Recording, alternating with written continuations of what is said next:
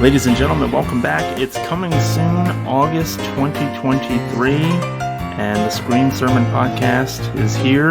It's the Boon, and I'm here with Josh. Hi, Josh. Welcome back. Back again. It's been a while. Yeah, it's weird not having you on. I'm just used to you being on, so when we have a stretch of time that you're not on, it's very strange. Yeah. But, so we were just talking off-pod about the fact that, you know, these coming soon episodes I think are going to get even more into the realm of the bizarre, just because of the strikes going on and how releases are going to become more thin, and, you know, months aren't going to be so packed heavy with movies coming out and stuff like that. So things are going to get interesting, and I think this month is already kind of feeling that way, just because I didn't have tons of things to say about, like, honorable mentions and things like that. So I'm excited to just kind of have a little bit of banter back and forth. And, you know, last week Jay and I talked about Saving Private Ryan, and we wrapped it up in it was a very lean episode, but in a good way. So I think you and I will be able to do that again today. Yeah, it should be. The coming soon episodes are probably my favorites, I think, of the continuous ones. Yeah, they're just fun, because we just sit around and mess around the whole time. There's a very loose structure. Like I said, we had a movie review last week. The week before that, we had a week off. And so we've got you back on now. And we're going to talk about the August 2023 releases that piqued our interest. And then we're going to go and have another break, as I will be traveling to Colorado next week. So we'll get this one and have a little bit of fun banter about some upcoming stuff, and then we'll get to take a break. So did you want to lead us off with some honorable mentions? Are we starting a timer? Oh yeah, hold on. I'm gonna get my phone. We agreed on 5 minutes, right? I don't need 5 minutes, but sure. I won't need 5 minutes either, which is great. All right, 5 minutes to talk about your honorable mentions for the month of August. Are you ready? And go. First off is Stray, a comedy film with a dog voiced by Will Ferrell on a journey to bite his ex-owner's dick off. I've seen that trailer a bunch of times, and it looks funny as shit, so it didn't crack top 3, but it came close. Next is the Teenage Mutant Ninja Turtles movie, which seems to be the start of a new Ninja Turtles franchise, with a second film already in development, or at least planned to be made, and a TV show also in the works. So that's probably going to be a cash cow. Next up, I originally had Bad Things as an honorable mention, but then I realized, it was originally scheduled for August 25th. Ever since the release date came out, I've heard not a damn thing about it. Couldn't find a release date or anything. So, no trailers, nothing. So, I'm just gonna make a note of that it was supposed to come out, but I don't know what's going on with that one. Sounded good, but I'll talk. What was the premise? I don't remember. Well, I was gonna watch, because I read it, and then I was like, okay, I'm gonna watch the trailer to write about it, but then there was no trailer, so I was like, oh, well, I'll just make a note of that. Okay. Next is The Meg 2, The Trench. A sequel to The Meg. I hope it does well, just because there's 5 more books after the second book, and I'm just into seeing a new franchise pop up, honestly, because you can only do the old ones so much. I'm hoping Megan is one of those as well. 2 more. Did you like the first Meg? I did not like the first Meg. It was okay. Neither did I. Okay, go ahead. Next up is Elevator Game, a horror movie about some urban legend about going up and down an elevator that went viral on TikTok, so I'm not too familiar with what that is exactly, because I am not on TikTok. Shameless plug, follow our TikTok. We don't use it, but if you follow us, we will. I'll actually post something. If people start following me on TikTok, follow the show on TikTok, I'll start posting. Until then, I have no desire to do it. Just a lot of editing work. That's right. It just adds more work. So if we ever you follow me on TikTok, I'll put something up there. If we ever actually make money from doing this, we could hire an editor and then we could post on TikTok. but as it stands, Yeah. that's not and financially something we could do. that goes for the thumbnails on YouTube as well. If you folks are looking for better thumbnails on YouTube, it will come if we are ever able to pay someone to do it. And finally is The Dive, a thriller about two sisters going diving and one of them being trapped underwater due to a landslide. Sort of topical given the whole, thing that happened last month. Okay. Yeah, it reminds me of films like The Ledge and Fall, and people just getting stuck places.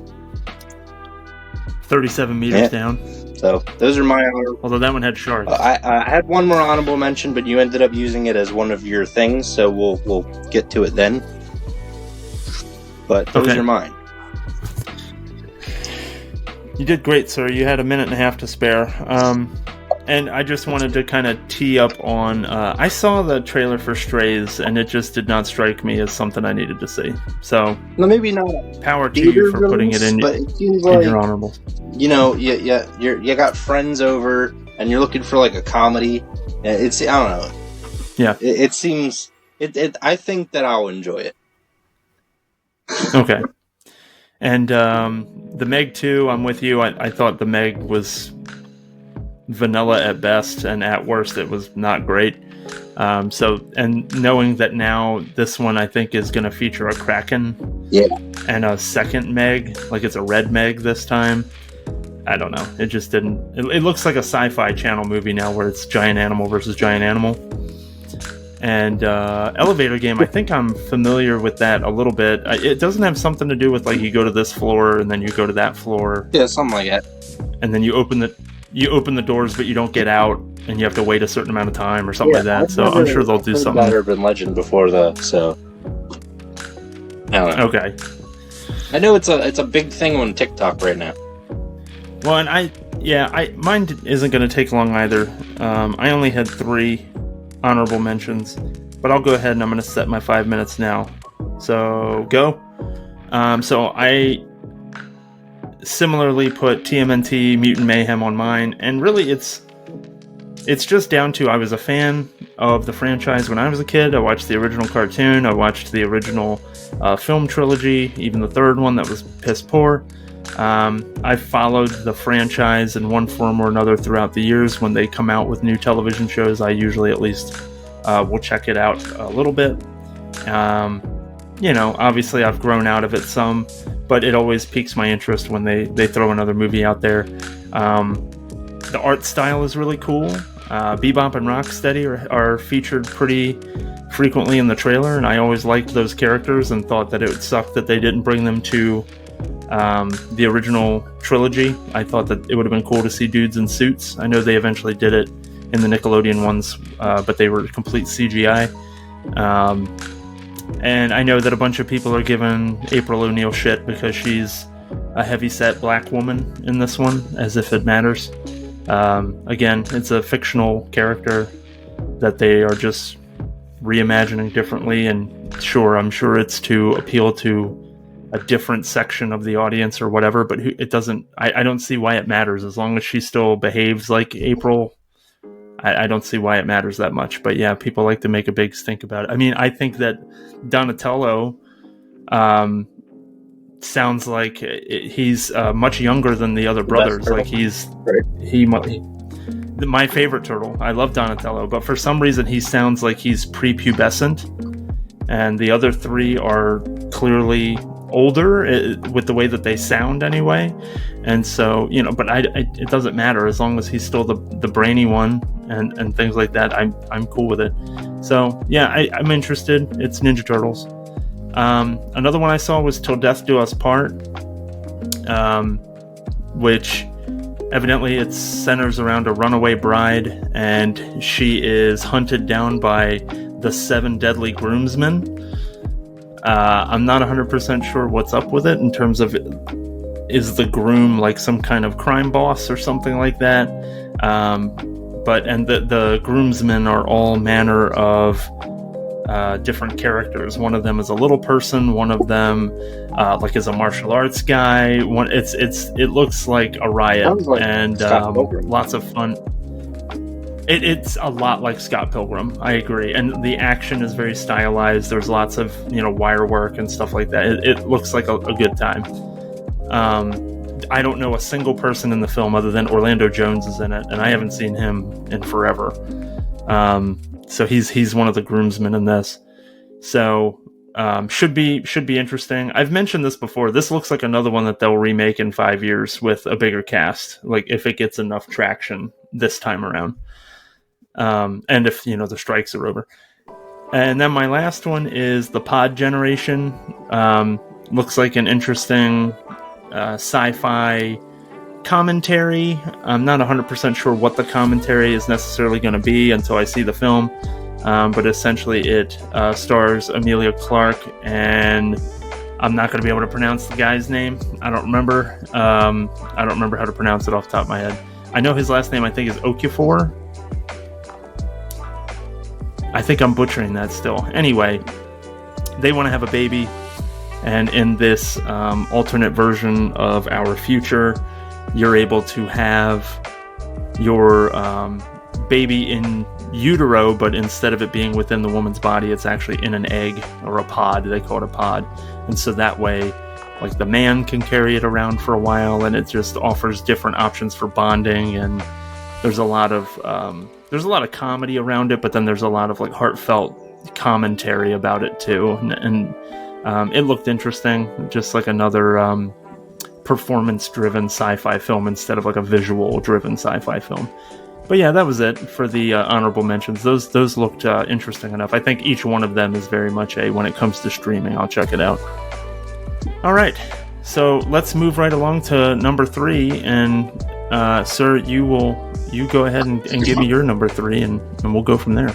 My number 3 is Rebirth, directed by Laura Moss. It's supposed to be a new take / modern reimagining of Frankenstein. So, okay, yeah. So basically, I don't remember the character's name.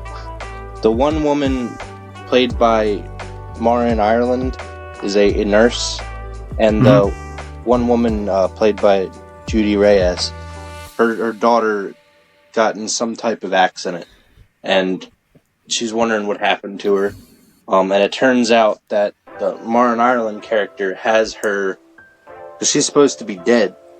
She has her like in her home, hooked up to medical equipment, and she's trying to make her not dead, bring her back to life, essentially. And something I found weird is that the Judy Reyes character, Rose, so she's so quick to barge into the apartment and just like accept the nonsense that's going on. Because she's like, this pig was dead a while ago, and look at it now. So imagine what I could do for your daughter. But like, Rose is just like, oh yeah, all right, let's see how it goes. And right. It's such you'd think that because I know it's supposed to be like a horror comedy, but that's such a bizarre jump to me. And when Maureen Ireland is great for this role too, because I believe she was one of the cult members in The Following. I don't know her from anything other than... Yeah, actually, I can't think of anything she was in. I know Judy Reyes was Smile briefly. Yeah, that's right. She looked familiar, but I couldn't place her. Yeah, so... while it's intending to be a take on Frankenstein, I don't really see that all too much. It doesn't read that way to me. It reads more like, because they talk about her regenerating and the ability to, like, heal. It sounds more like Wolverine than Frankenstein to me. Well, yeah, and she looks like she's turning into some kind of creature at the end. Right.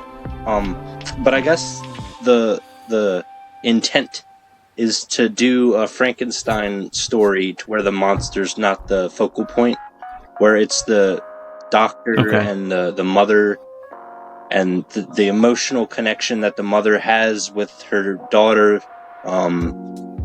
about what's happening to her, whether it would be ethical, whether it should keep going, whether she should, let this go on. But while it does look interesting, there's something off about it, and I don't know exactly what it is, because I watched the trailer a few times, and I'll say off the jump, this is coming to theaters, but it gives you that vibe of something that would come to like Shudder, you know what I mean? Or like Hulu, and then you hear about it after the fact. Sure. I can't really place what that is because the acting looked fine. Maybe it's the small cast, because from what I understand, there's only a handful of people in it. Okay. But I don't know. It looks. I have no idea what the budget is. I didn't bother to look into that. But I don't know. I got it pulled up if you want to riff while I look at it.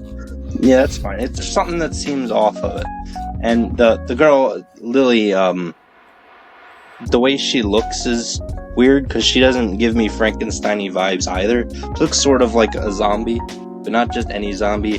Like a zombie that you'd see it like on the cover of a makeup box. This is very specific, but like on the cover of a makeup package for Halloween when you're going to buy Halloween makeup.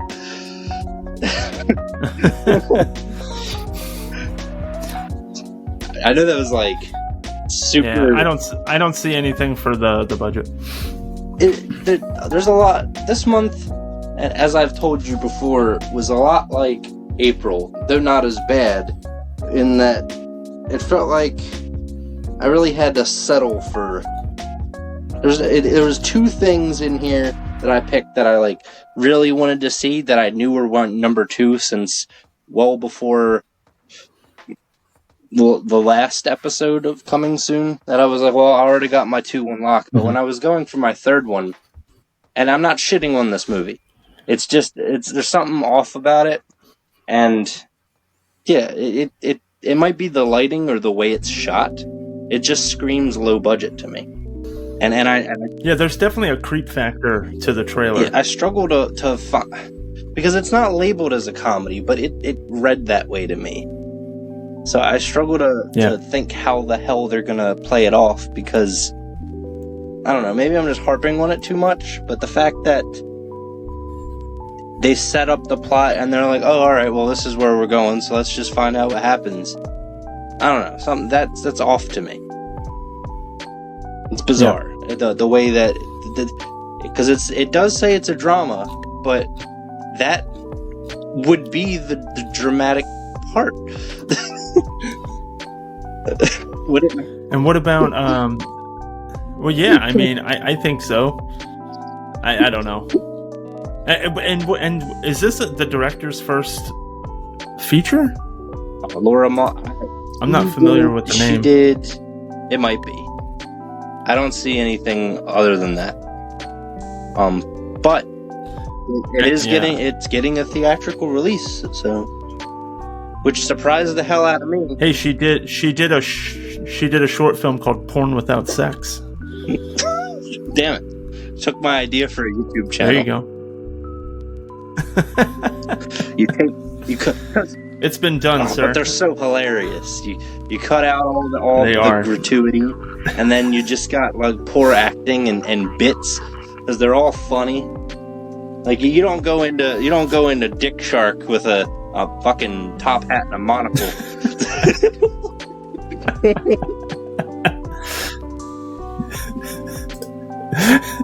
It's black tie only. No, I think it was like College Humor or one of those guys that they'd had the PG porn, and it was basically the porn scenes, but without any of the actual porn part. It was just the bad acting. But they actually got notable actors to do the scenes with porn stars. No, my idea that I always had, but it's a pain in the ass to do for multiple reasons, is I take actual pornos and just cut that part out, and then just play it straight as a movie. just leave the story. They're so fun to watch. Cause like I said, and because it's fresh on my mind, I just watched one of those that I brought up a little bit ago, and I've discovered Beelzebub and his filmography with such hits as Dick Shark and Ant Farm Dick Hole. I was going to say, is that what Dick Shark is? It's a 3-hour movie. It's as long as fucking Oppenheimer.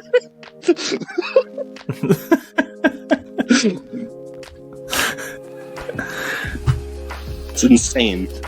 Birth, Rebirth. By the way, did you have a release date? Oh yeah. Info that you could drop? Birth, Rebirth comes out on August 18th, and it's coming to theaters. So it says, but I have a feeling it'll be like a Cobweb situation where it's gonna be hard as hell to find. Yes. You did mention that in the chat earlier. Alright. Are you ready for my number 3? Yeah. Alright.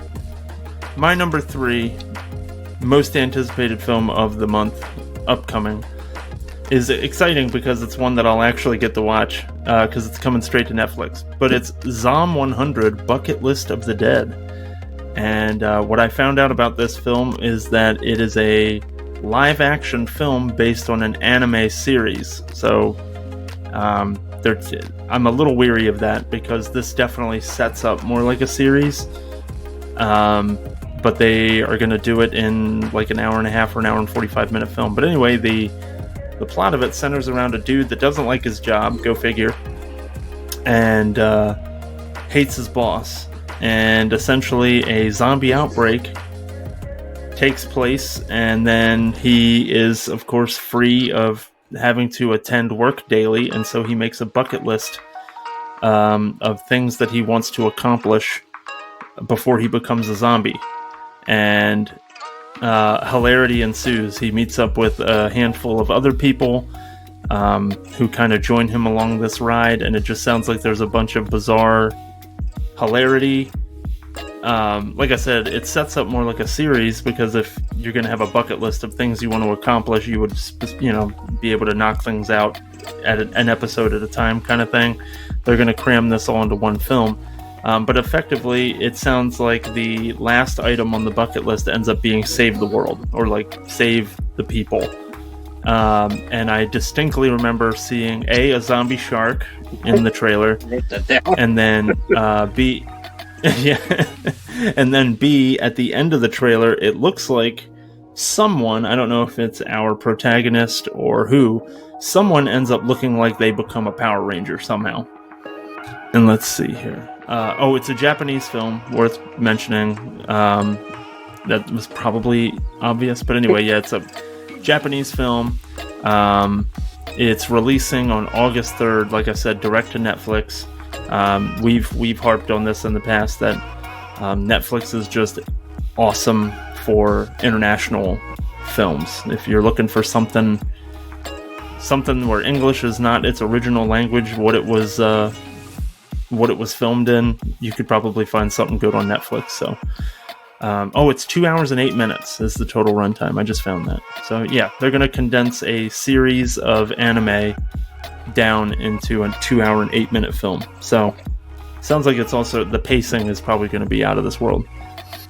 It's a horror comedy, which I like, but there's a whole debate online about whether horror should be, something that comforts you or something that you laugh at. It's been a whole thing that I don't want to get involved in. Frankly, I think it's got, different areas and all that. Like, you can have funny horror, you can have serious horror, and you can have horror that's like downright mean, like Eden Lake, which I'm still unsure if I like or not because of how mean-spirited it is. I don't even know what that is. That being said, yeah, this is a live-action adaptation of a manga by the same guy who did Remember and Alice in Borderland, both of which I've heard of, but since I'm not an anime or manga person, I couldn't tell you anything about them other than I've heard of them, so they're at least somewhat popular, because I don't that's not my cup of tea. Right. I did read that the zombie shark is a fan favorite, evidently, because people were geeking out. It was hard pressed to find any background information on it, because everything was about the manga series or about the anime, and not so much about the Netflix movie. So I found like a forum, and there's a lot of people geeking out about the zombie shark. They're like, "Oh, they put it in," because I guess I suppose it's inconsequential enough that they could have left it out, but it's popular, so yeah. It's even on the poster, which is funny. Looks fun. I like the line, "Does this mean I don't have to go to work?" It's very much of it reminds me of a Japanese Zombieland in a sense. Definitely. I like that. One thing I find interesting about it is it's sort of a optimistic approach to a zombie apocalypse. Like, well, and you know what? I feel like there's a parallel here to how we all felt with the virus that shall not be named because YouTube doesn't like it. I feel like there's a parallel with that, where everyone's kind of just trying to make the most of it. You're in a shitty situation. You're like, well, what can I do to make this, have fun while this thing is going on? And this ramps it up to like 10, because he's under the assumption that, he's gonna die. So it's like, well, before I turn into a zombie, I'm gonna do all this cool shit. So while there's an apocalyptic event going on, it's a group of people just having a good old time. Barbecue at the end of the world. Yeah, just living it up. The juxtaposition between people having the time of their lives while, there's this horrible event going on in the background. Seems like it could be fun. Yeah, and I think it would be a fun movie to potentially cover down the road for, one of our international film reviews that we like to do and things like that.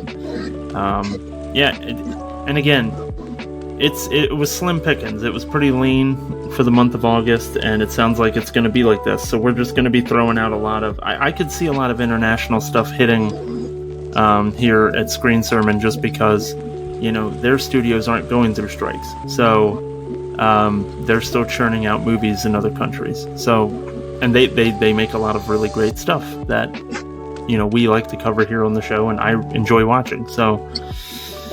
in lieu of American films dwindling and not really being made for a while, we'll probably be leaning into Japanese and Korean and Indian and so on and so forth. So, but yeah, this one made the list out of just, it looks, like you said, it looks colorful, it looks fast-paced, it looks like a lot of fun. Comes out August 3rd to Netflix, so I might even watch that while I'm on vacation. So, see how it goes.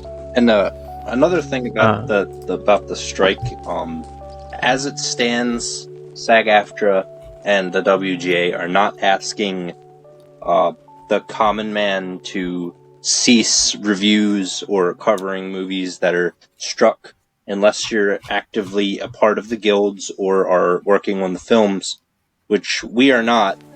We're still, as it stands, within the guidelines of everything. But like you said, if things end up going south where they ask, just don't talk about movies that of companies that are struck, I could still see Screen Sermon existing in the form of low-budget independent films that we can pull easily off of places like Tubi, and then keep going with our international stuff. So yeah, definitely. We can still keep churning things out and appease the people who are working hard for the wages that they fairly deserve, because that's a ridiculous situation. Yeah. That being said, on a happier note, I'm pleased to say that my number 2 is Blue Beetle. I've been looking forward to Blue Beetle for so long. I'm happy that it's not one of the many DC projects that got canceled because there was a lot of cool stuff that's been thrown around. Like, I'm a DC fan way more than a Marvel fan, and my favorite superhero is a Nightwing. And when they announced there was a Nightwing movie, I even said off the bat, "I ain't ever coming out."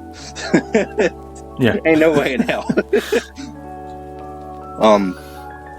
There was also promise of a Booster Gold TV series that I don't. Yeah, I remember that. I don't remember if that got canned or not. I would assume so, since the new rebooted DC shit doesn't start until 2025 film wise, and then they got some shows planned for next year. Yeah, and the timeline's a bit weird too, because I don't know. Well, let me just say that this is going to be dismissed by a lot of people because they abandoned the DCEU in favor of starting fresh. So I feel like a lot of people aren't going to see the subsequent DC movies because they don't. There's nothing's gonna come of it in a sense. The movies, like where does this fit in? Since The Flash seemed, since it's Flashpoint, I haven't seen it yet, seemed to be what causes the reboot. I have no idea. Right. It's bizarre that they would do like Aquaman 2 and Blue Beetle and all after. Right. But I feel like people have got it in their heads that unless it has to be a part of a franchise for it to be worth watching.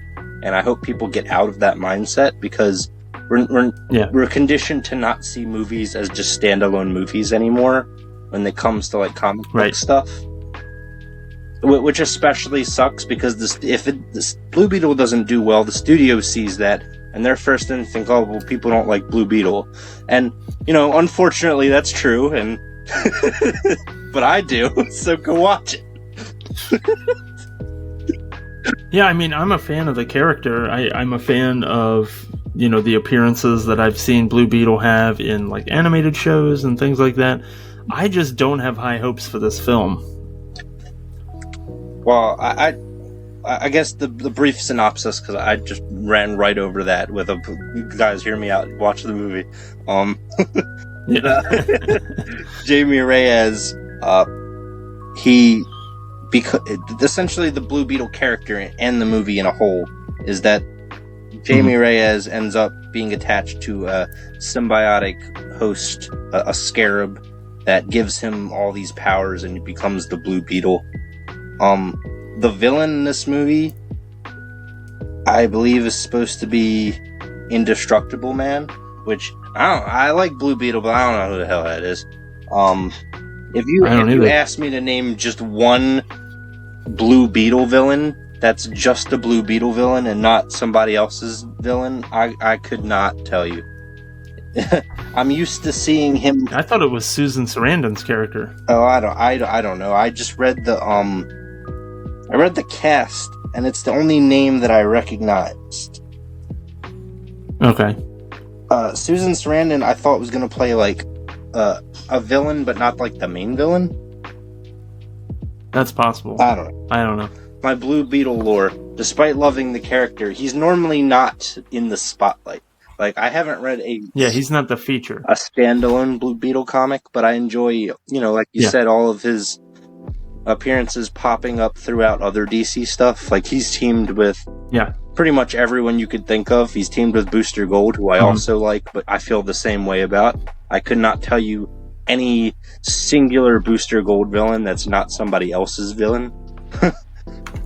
But nonetheless, the most Booster Gold I can think of is from the Death of Superman series in the early 90s, when Doomsday whipped the piss out of them when they encountered one another. Yeah, but I'm assuming they have their own rogues gallery, but I couldn't tell you who the hell was in it. Yeah, me neither. That being said, I like the casting in the movie. George Lopez looks absolutely ridiculous. I saw what he looked like in the trailer, and It's unmistakably George Lopez, but he does not look like a human being. Directed by Angel Manuel Soto, or I'm gonna go with that. On Hell, maybe. Yeah, that's what I was, because there's an accent mark on the A. Anyway, yeah, and starring Xolo Maridueña. That one I'm confident in. that pronunciation. We'll go with it. But yeah, I'm super stoked to have. I love it when they do underrated or minor DC heroes, lesser stated ones is what I should say, and give them their own thing. Sure. Especially because a lot of people who watch superhero movies realistically are not comic book fans; they're superhero movie fans. So it gives them interest to go into the comics and then learn more about the character, maybe get involved in that. Like, I'm willing to go out on a limb, and I bring him up all the time as the poster boy for no one knows who the hell this is, but no one was a Shang-Chi fan going into Shang-Chi. Don't you fucking lie to me.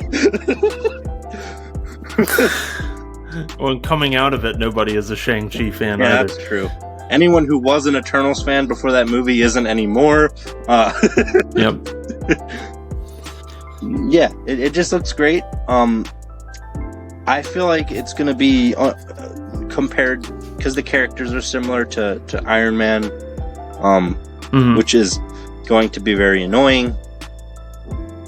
But there's also a lot of Venom parallels in there too, because a lot of the powers he doesn't control. It's just the suit doing it. Yeah, it's they're often going to be compared to one another, and sometimes it's more, sometimes you can see it more than others. And I don't think this is as, it's not a knockoff, alright? He's his own thing. There's plenty of knockoffs in comic books between DC and Marvel. Trust me, there's plenty. Yep. To various degrees of success, because I love Deadpool. More than Deathstroke, even. I like Vision, but I could do without Red Tornado, but I'm more of a DC fan. Yeah, I was actually going to bring up Red Tornado as another understated DC hero, but then I was like, yeah. The Question. I'll go with The Question. I hope The Question gets his own movie, because I like The Question.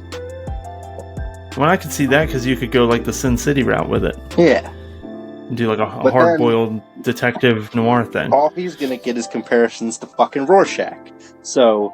Yes, who is superior in every way. You can't win. That being said, I do think this movie is going to flop. I think it's going to flop for a few reasons, but most notably, everything that happens in the film is going to be seen as inconsequential, because The Flash wrapped up the DCEU.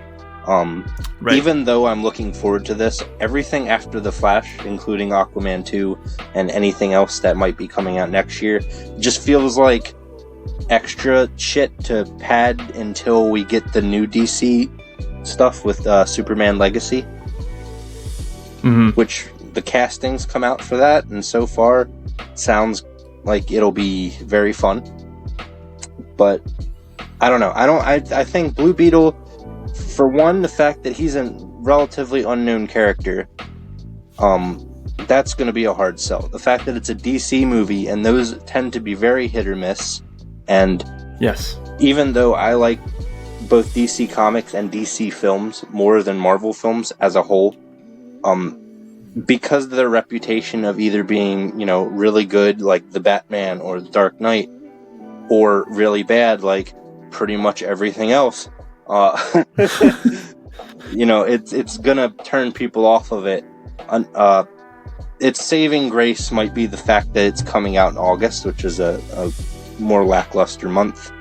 But there's so many reasons going against it that I don't see it doing well. Yeah, I think it'll win, but like you just said, because August is thin, I think it'll be number one at the box office, on its opening weekend, because it's just up against nothing all that it's not up against any real heavy hitters. But overall, I think it's going to be a disappointment compared to its $120 million budget. I hope it does well. It looks good to me, but just because a movie, even if it is good, does not mean it will be successful. So, right. Yeah, sometimes films have to find their audiences later. That being said, we did take it into year number 2 because I made myself sad talking about Blue Beetle doing bad. I thought you were gonna be real cute about it and say like, with that being said, go see Blue Beetle August 18th in theaters everywhere. Oh yeah, well, that's true. But I thought you were gonna get it in there. Yeah, it comes out August 18th to theaters. It's going to be in every theater just so theaters have something to play. Yeah. The tail end of the month too, which is, I suppose, a good thing because it's not going against because Barbie and Oppenheimer are still going to be dominating during that time, I'm sure. But that's true. As we get more into Halloween, we're gonna veer more towards horror.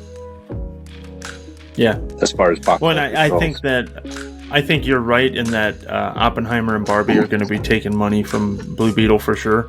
And then I think your number one is also going to be its biggest competition as far as films that do come out this month. Oh yeah, definitely. Yeah. Even though online I see way more when they poll you to like, what are you looking forward to in August? It's almost resoundingly Blue Beetle. So. Oh, okay. That doesn't mean they're going to go. Well, you've got more of a finger on the pulse there. Yeah. Well, that's true. Yeah. Well, look, when you poll people, they say Blue Beetle, but when you look at like statistically, what are people most interested in? It points to my number one. So. Yeah. Yeah. What are they going to put their money down for? Yeah. I feel like it's probably going to be. Yeah, but we'll get to that. Right. So my number 2 is The Passenger, which is this little film that kind of snuck up on me because I hadn't seen anything related to it until I started looking at what was coming out. So this is essentially a guy goes on a shooting spree. It looks like at his workplace, like at a fast food restaurant. And then his fellow coworker and he end up, I think he essentially takes one of his coworkers hostage with him after he kills a bunch of his other coworkers. And then it almost seems like it turns into a road trip movie from there. And he has things that he has to confront in his life or from his past that he has to deal with. And this other poor son of a bitch is in the car with him and has to figure out how he's going to stay alive by not pissing him off, saying the wrong things, and also hopefully try to help other people along the way as this guy is on a rampage. It stars Kyle Gallner, who I've seen in other things. He usually plays a criminal. I know for sure he was in Scream 6. Smile. That's right. He was in Smile. The Nightmare remake? So he's. Oh God, I forgot about that. You're right. He was like the emo kid. Yeah, the Quentin Smith. He's in Dead by Daylight. That's right. So yeah, he's been around specifically in horror stuff. I feel like he always plays some criminal or something like that, or a troubled person, and that's not going to be any different here. I don't really recognize anybody else in the cast list. It looks good. It looks very interesting.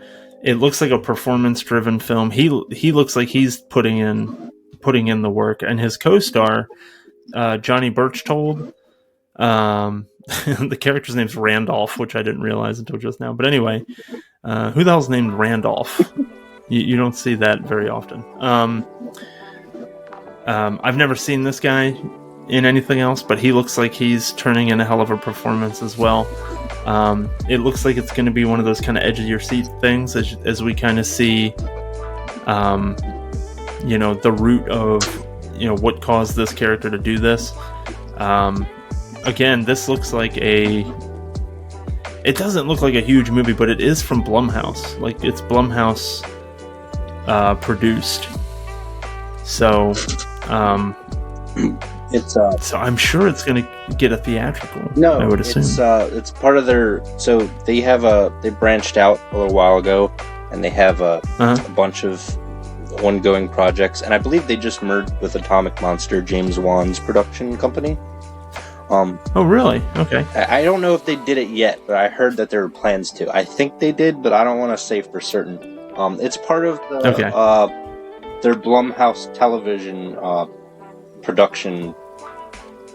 What would you want to call it? Subsidiary? Okay. I don't know. Yeah, sounds good. Yeah, it's coming. I thought it was. Let me double check. I want to say it's coming direct to Epix, but MGM Plus. MGM Plus. Oh shit! I'll never see it. Well, I hope it comes to something else. Well, it's being released digitally to MGM Plus. Well, I hope it gets released to something else that people actually have soon. After that. I'm sorry to cut you off there. You can continue whatever you're saying. No, that was it. I'm not going to pay for another streaming. Sorry, MGM Plus, but holy shit. That's how I feel about Chapelwaite, which is on Epix, which is why I brought up Epix. It's the adaptation of the Stephen King story in Night Shift. That's the prequel to Salem's Lot. I can't remember what the hell the name of the story was. But anyway, Chapelwaite is an adaptation of that. It came straight to Epix. And then I was like, oh, fucking name one person who has Epix as their primary streaming service. Not even primary. I couldn't tell you one person that has it at all. I mentioned to you, and this is a little bit of spoilers or what may or may not be coming in the future. I mentioned to you wanting to find this obscure-ass Czechoslovakian film. Mm-hmm. And I was like, well, I'm just going to bite the bullet and find it on this random streaming service that I've never heard of in my life, and then we can review shit off of that, so I'm not just wasting my money on a movie that may or may not be good. So that has yet to be seen, but there's a bunch of weird streaming services, I just heard of Freevee recently, a free streaming service that we might be using for something soon. It's right in line with Tubi and Pluto. Never heard of that before until I was looking up one of the movies we're talking about covering. Yep. And then I was like, well, it's on this thing. I don't know what it is, but it's on there. Tubi and Pluto has gotten me through a couple of our episodes. I love Tubi. Tubi is the understated gem of streaming services. Yeah, it's fantastic. And with that being said, Epix, if you're looking for some promo time, I'm more than willing to talk about your streaming service on the show. Oh, I know why. Just get in touch with me. I know why I had it in my head that it was Epix. It said it was announced as part of Blumhouse TV's and Epix's TV movie deal.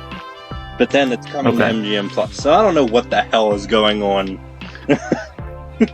Yeah, I mean, I've kind of said my piece on it. It comes out August 4th, and evidently it's going to be on MGM Plus. When you're going to be able to find it on something that's more widely used, who knows? But it looked good. Yeah, just a few more notes. The plot leaves a lot to, it's pretty vague in where the direction it's going. It gives me New Country for Old Men vibes a little bit. Okay, I could see that. And it's starring, Johnny Birchtold. I've only seen him in one thing, and it's a movie that came out this year called Snowfall. It's about a low-budget horror film about snow being poisonous or whatever the hell. Not good. But it's directed by Carter Smith, and I recognize that name because he did the film adaptation of a book that I really enjoy called The Ruins. And he also directed one episode of Into the Dark, Midnight Kiss, which I think was 2021. I want to say 2021. Okay. And he also did Swallowed, which came out either this or last year. Its film festival date was last year, but I haven't got around to that. But yeah, it's a Blumhouse movie, and Kyle, if you're listening, I know you're not a fan of Blumhouse, but I will defend that production company till the day I die. They put out some fun stuff. You just got to give it a chance. Yeah, I like Blumhouse.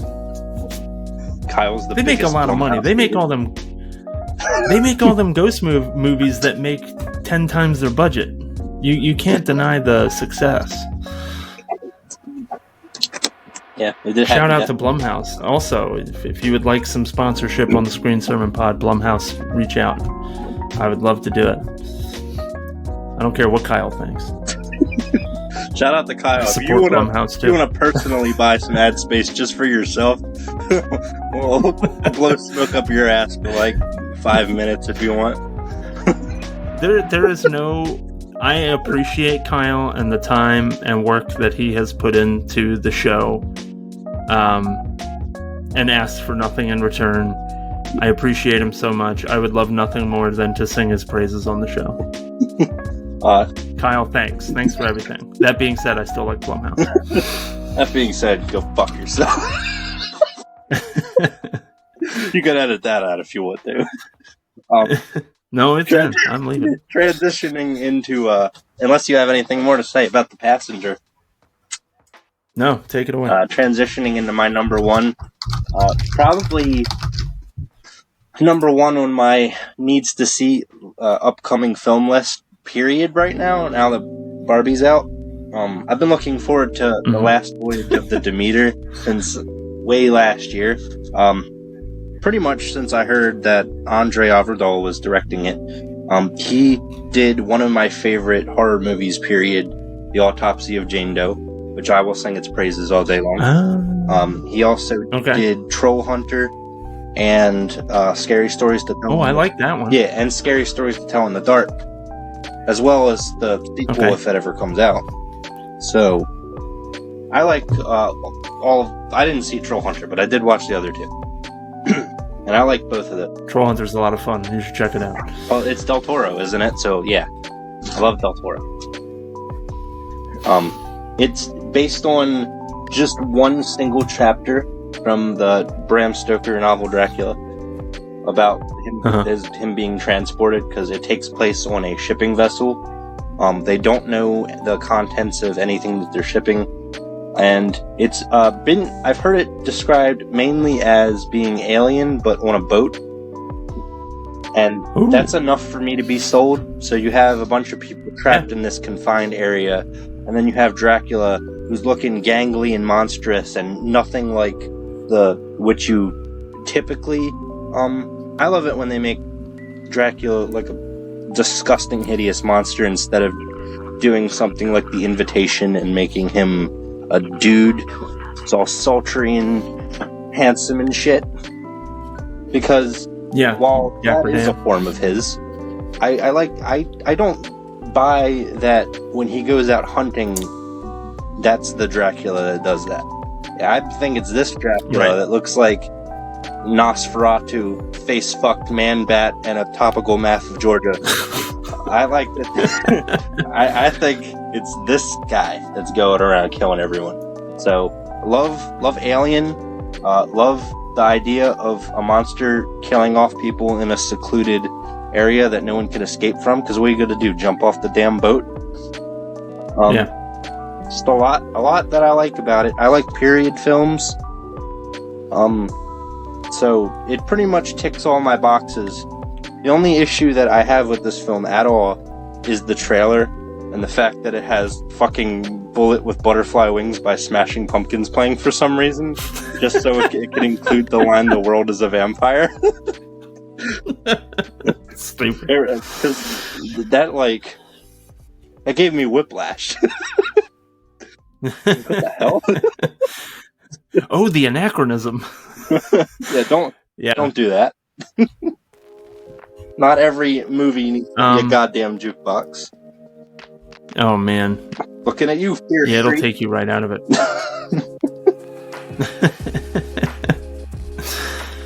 So I was surprised to see Dracula in this form, because at first I didn't know it had anything to do with Dracula. I just thought it was a vampire, right? And so then I looked into it some, and I found out it was a Dracula story. And have you seen Midnight Mass? Sounds familiar. I don't know. I don't think so. Okay. It was a show on Netflix. Mike Flanagan did it after Bly Manor and Hill House. And spoiler, it is a vampire story. And the creature in that show reminds me a lot of how Dracula is depicted here. So I was surprised, just because I'm not used to seeing Dracula depicted as an animalistic looking version of a vampire. I always think of him as the slick back hair, Dapper Dan, seducing ladies and stuff like that in order to bite them and whatever.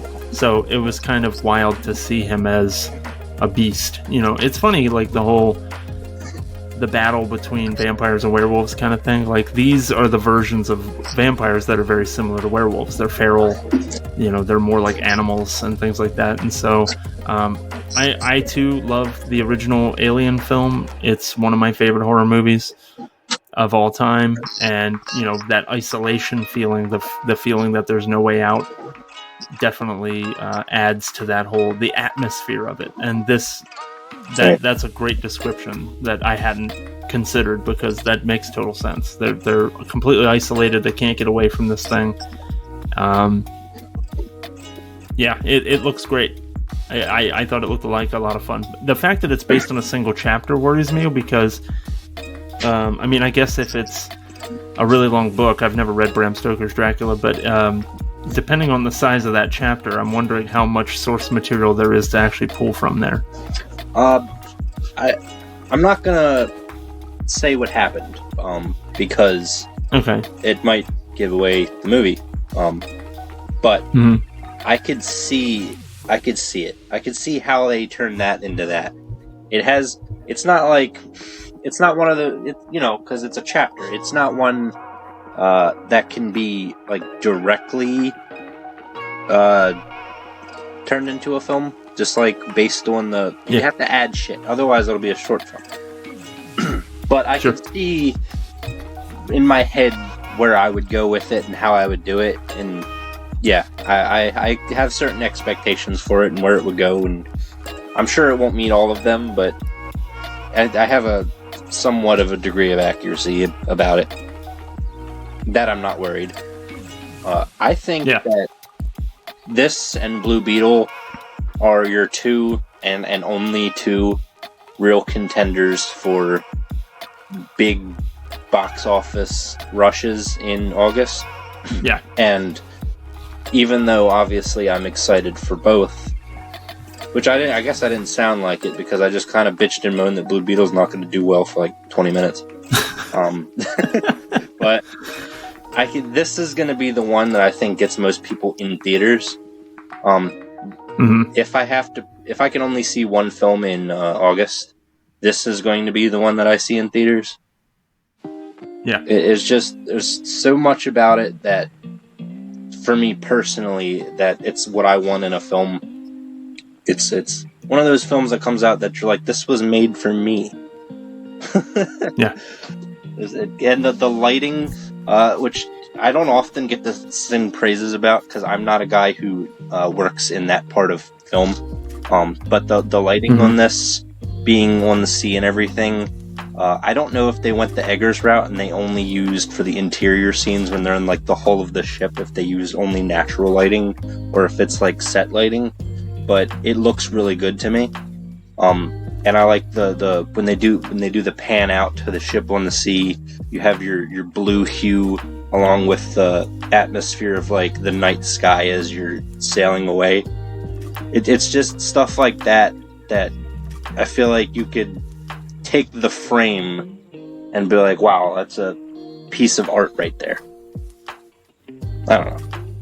And what I can say, it's funny you mentioned Robert Eggers, because I was thinking about that too when you were talking about how this is a period piece. I was thinking, I wonder what it would be like if Robert Eggers was the one that took this one on. Well, he's doing Nosferatu, so you're going to find out. That's a good point. Yep. And Nosferatu, it's notable to say... It's notable to say, actually, I don't really know many people in the cast. Like, I know Liam Cunningham from Game of Thrones. He was Davos. And then I know Javier Botet just because he's the creature man that's in every horror movie that features a tall, lanky creature of some kind because of Javier Botet's natural body that he was born with. So he gets to play a lot of these creatures and stuff. So I recognize his name. Other than that, I don't know any of these people. Yeah, Javier Botet and Doug Jones are like the two most sought after creature actors. Mm-hmm. A lot of the cast is unknown to me too. They're in movies I recognize, but they're not necessarily in movies that I've seen. Just from briefly skimming, there might be, but not that I saw. Like, I saw that Corey Hawkins was in Kong Skull Island, but I don't remember him in that. Wow. Yeah, I don't either. It does have David Desmalchian? Yeah, that. And he was just recently in The Boogeyman. Which apparently I didn't in Oppenheimer. See, so I don't... Everybody's in that movie. He's had a busy year, because I've seen his face pop up a lot. I was in that movie. Yeah. I made scale for one day on Oppenheimer. now I'm on strike. A lot of damn good it did me. What the hell was I saying? Oh, right. I don't know. So, unless you have anything else to add, the last fire away. of the Demeter comes out on August 11th, and it'll be much like Blue Beetle in every theater, just so they have something to play. It's probably going to be the breakout film of the month, but I feel like once again its success will be hampered by the massive blows coming from Barbie and Oppenheimer, collectively known as Barbenheimer. Barbenheimer. But yeah, I agree with you. I think Last Voyage of the Demeter is going to be the big money winner of August. People like going out to see horror movies, so I think this one's going to rake in some cash. Especially as we wind down from summer to fall. August being sort of the transitionary month. Kids are going back to school. Absolutely. The temperature's usually going down, but the sun won't get the fucking memo. So you can take it into your number one with a big old asterisk. Huge asterisk in parentheses, brackets, whatever you want to say. My number one is Problemista,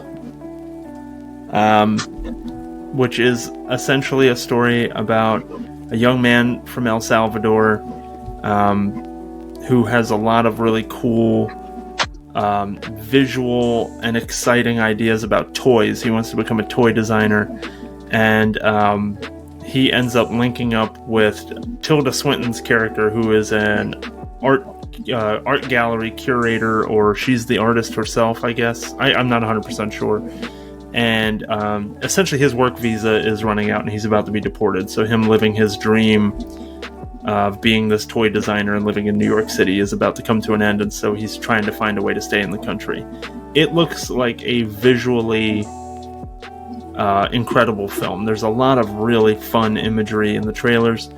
Tilda Swinton plays Elizabeth, who is the artist that he's trying to appeal to so that he can get his work visa stuff figured out. She sounds like she's having a blast with this role. I have no idea who Julio Torres is, and he directed this film and stars as the lead character, Alejandro.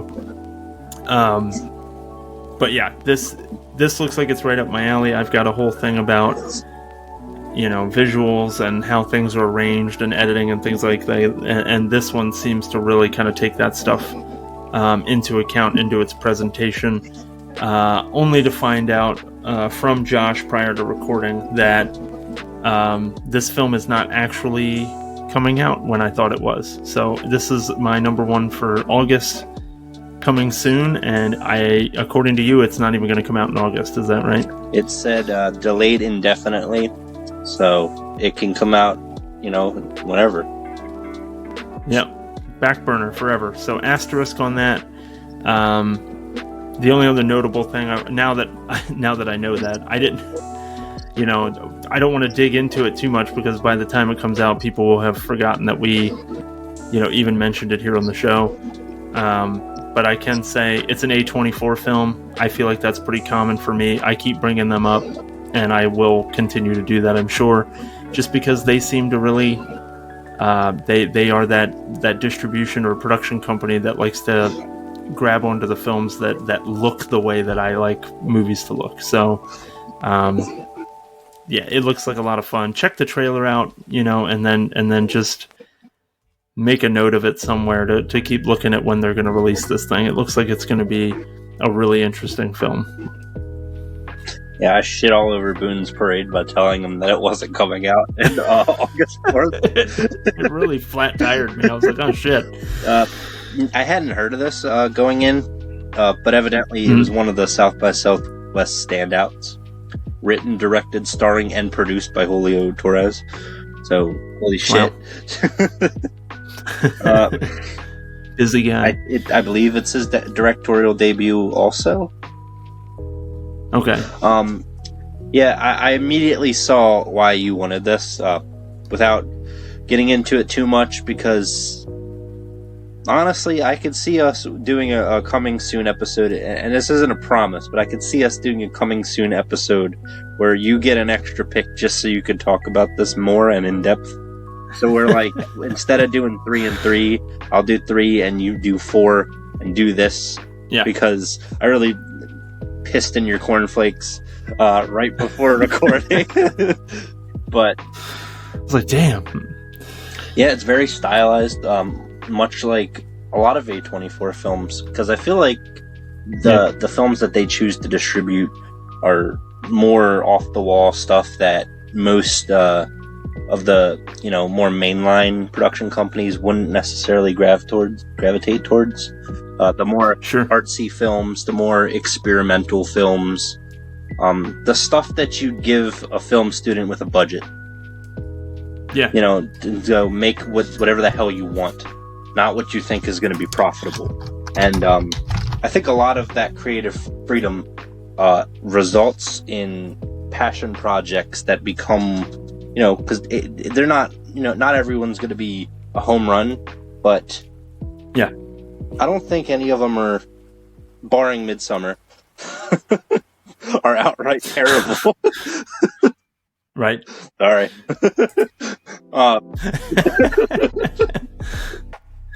Yeah, I don't understand your dislike for that film.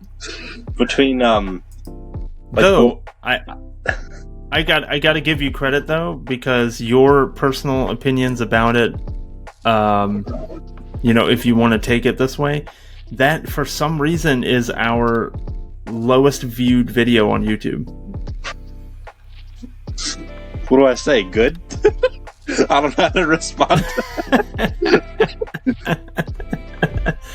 People seem to share your sentiment, I guess, as far as where that movie landed for them. But Cody and I both love it. Yeah, well, you know what? So, as far as Ari Aster is concerned, didn't like Midsummer at all. Didn't like Hereditary at first. Rewatched it and it went, alright, this is alright. It's not blowing me away like it did everyone else, but I respect it. Sure. And then I watched Beau is Afraid, and first of all, 3 hours, that's a chore to watch. Especially that's a chore to watch.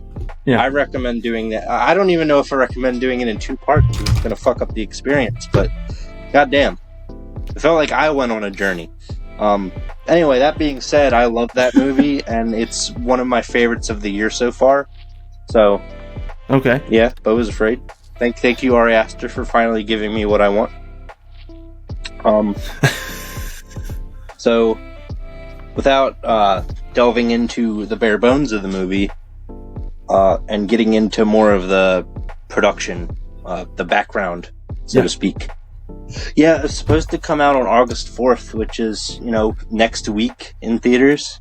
Yeah. But because of the SAG AFTRA strike, it got delayed. Whether it be because they don't want to put out movies in compliance with the strike, or more likely because they can't produce anything. Although, actually, hold on. I believe A24 got the go-ahead to release movies during the strike because of their compliance with strike rules. So I would imagine. Well, I was going to ask you if is the concept behind it that they have all these films that they've already made and they're releasing, in bunches and stuff like that. And so now is the plan to really just thin that line so that they have stuff in the can that they can release over the next X amount of time because they have no clue how long this is going to last? Yeah, I'm starting to lean towards that option, that they're just trying to pad out, because I believe that A24 was given the go-ahead to put out their movies and do whatever they got to do. Not sure it's a whole political thing. Not like politics, but you know what I mean. Where people are negotiating over, people getting paid to live, because more and more stories are coming out of people who work on these big name Hollywood films, and you'd assume that working on something like the newest Marvel movie, you'd make a decent amount, but then you're making less than minimum wage when it comes down to it. And then with that's crazy. With streaming, you don't get as nearly enough residuals, if any. I saw some people reporting they get 2 cents. And then AI taking away jobs, which is something that's being discussed in the negotiations that aren't happening because the studios are just waiting it out to see if people are just gonna not work. It's a whole thing, and it sucks. It sucks for me. It sucks for you. It sucks for everyone who's actively being directly affected by the strike. Everyone except for the studios, and mainly the tippy top executive types, because I'm sure there are plenty of people that work in a more managerial position that are, they totally agree with the strikers, but it's a whole messy situation. And the film industry as a whole, especially with both the Writers Guild and Actors Guild being on strike at the same time, is going to suffer a lot. And we're going to see that as time goes on, especially since there's no end in sight for it. Right. So movies are going to get pushed around a lot to fill gaps. I've already seen plenty of movies pushed from their original release date. I think this is the second one that we've mentioned here that had a set release date that got put somewhere else. Yeah. Blumhouse had another movie that was slotted this month, and it got pushed. I don't remember what that was. I didn't make a note of that one because I had no idea where they were in production. I didn't know if it was they're finished but they're waiting situation, or if it was like Dark Harvest, which was supposed to come out last September, but then just didn't. They didn't say anything about it not coming out. It just, the release date came and then it didn't come out, and people were like, alright. Yeah. I don't know. Things gonna get a lot messy. Especially when it comes to coming soon episodes, especially. Yeah, but we'll just keep plugging away at it, and I appreciate your input on the topic. Like I said, I mentioned it last week in the Saving Private Ryan episode with Jay.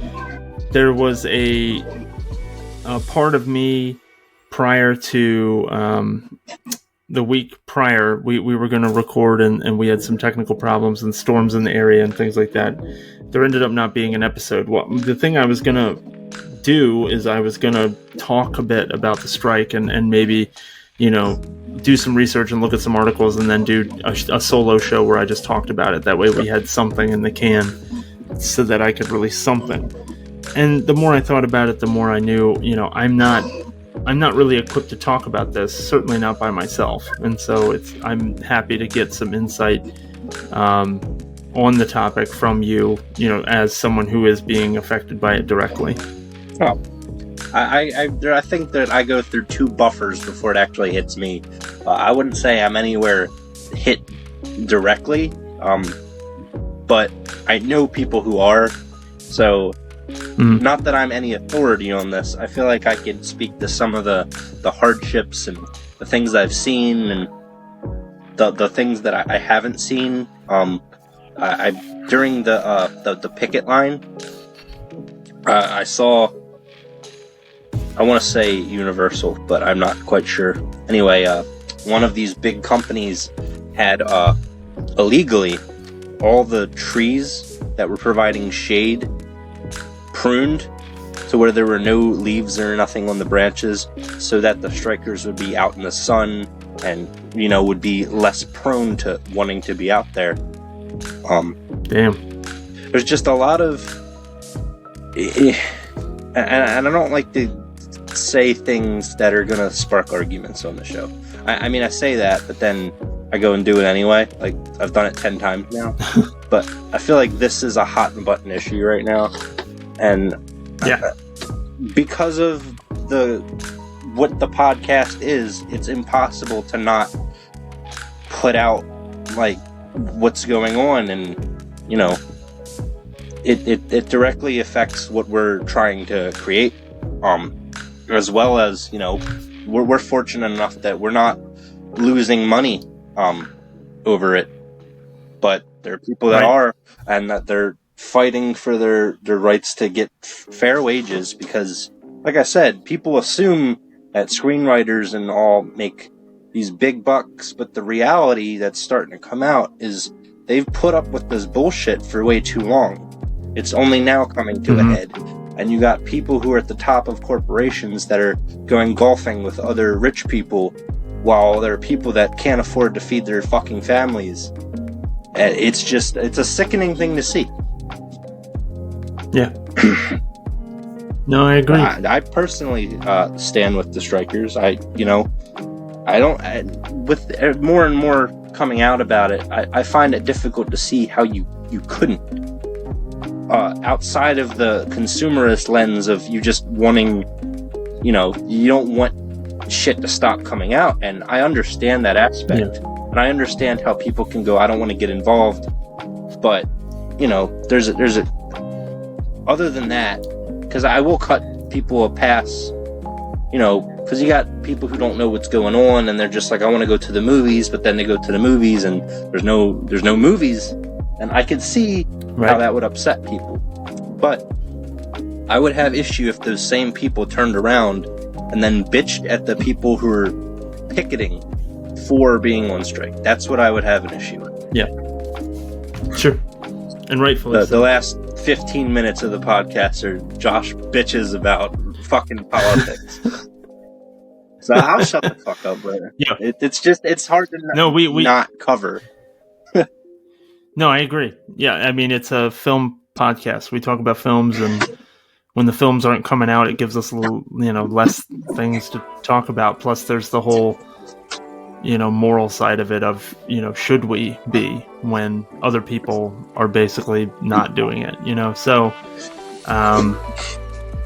it definitely does affect the show. It definitely is something that we're trying to be aware of and be on top of, and like I said, we will pivot and figure out something, there are ways if it becomes a problem. There are ways to keep the show going. That's for sure. It just might have to fuck with our, depending on how things go, our current schedule. So far we'll have to blow everything up and start over. Yeah, right now everything's fine. So, but no, I'm happy. I'm happy to have your rant so that we can do, hashtag SAG AFTA strike. Yeah, so we can exploit this for fucking clout.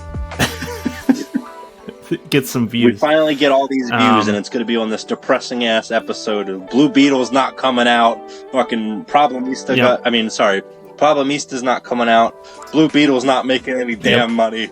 No movies are coming out. Yep. The world's gonna end. Yep. Monkeys and fish are making babies.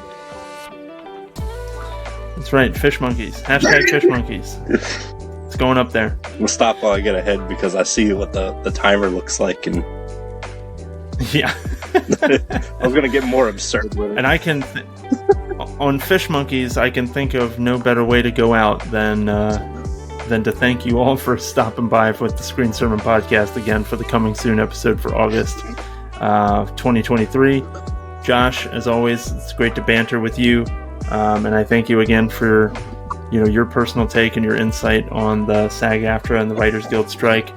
I appreciate your input on those kinds of things, and it's certainly something that I didn't have a complete picture of, which is why I decided not to do a show about it. So it was good to get to talk to it for a bit. So as always, you can reach us at screensermonpod@gmail.com. Send us your requests, send us your feedback, let us know what kind of episodes you would like to see or movies you would like us to cover. Give us your opinion on the strike. Like I said, I'm open to any kind of interaction with listeners. I've had some great stuff, some great back and forth on YouTube in the comments and things like that on some of our episodes. Love to keep that going. So seek us out on YouTube and absolutely drop us a line. So I read everything that we get and interact with the folks. You will get some kind of a response from me. So please reach out. And in the meantime, like I said, next week we're gonna have a week off because I will be on vacation. And then the week after, we will be back for season 2, as we are kind of calling it, of the Screen Sermon Podcast, where we're going to start this whole thing with arcs. And so we will be starting the Alex Garland arc 2 weeks from now. So we'll be taking a look at 3 of Alex Garland's films, or I guess all 3 of Alex Garland's films. But there'll be other episodes intermixed in between there as well. So. But yeah, that's it. That's it for the Screen Sermon Podcast this week. Josh, thanks for being with me. Thanks for having me. You can follow us on X. I'm not going to get into that one.